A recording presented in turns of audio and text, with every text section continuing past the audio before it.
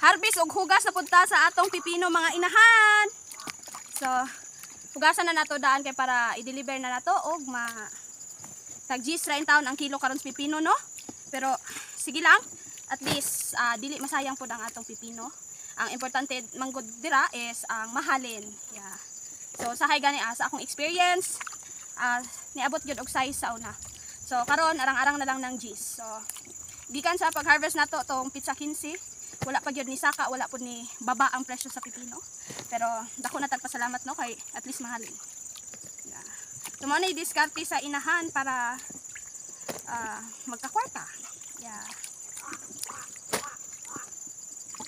So ay hata mag-deliver ato adjong ginahugasan ng atong pipino para gwapa. Yeah.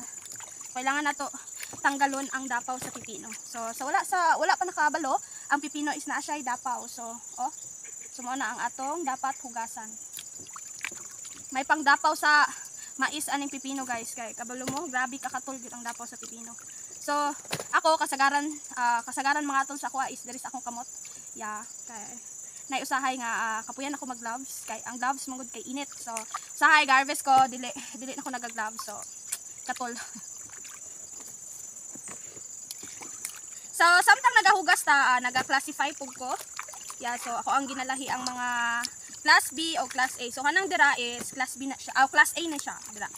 So kani wa naman ni siya na mao. So class B na ni siya. So tong niagi nagbaligya mi og class B dire sa amoa. Ang class A tag G's, ang class B is gikuha nila sa amo og size 6 pesos ang kilo. So ugma gihugasan na to karon daan ang atong pipino para ugma andam na siya.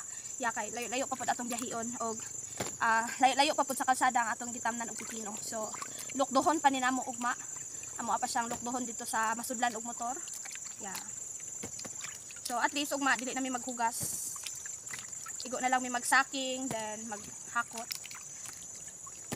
So kay libre man ang atong oras karon. Ya. So wala tay laing trabaho, so naghugas na lang ko daan og pipino. So sahay ay ako nagahugas og pipino basta tig-deliver na kayo sahay kanang maatlan nga kanang napako ginahimo busy pa ang linya.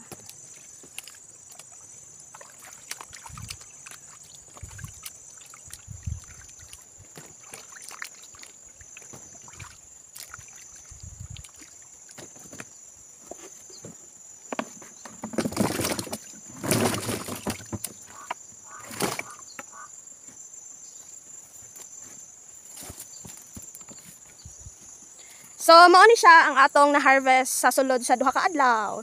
So karon gahugas ko then ga-harvest. Kay para nang maka-harvest ko og isa ka linya, maghugas dayon ko kadali kay kanang magpahuway ko kay kapoy lako-lako. So nga na ang diskarte para dali ang trabahon. So mo na siya ang atong hugasanan. So kailangan pa na ko na siya hugasan kay kanang dira pa ang atong nahugasan. So kaning diri hugasanan pa siya. So mag-harvest ako ay ako maghugas kay ako pa pong ginahumol ang pipino kay para dali na lang siya, dali ra matanggal ang iyang dapaw.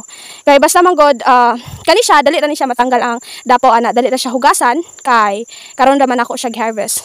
Pero kanang daan, kanang na-stock na namo ang pipino, kailangan jud nimo siya luguron og maayo para matanggal ang iyang dapaw para pag abot dito sa market sinaw, hamis o gwapa. Yeah.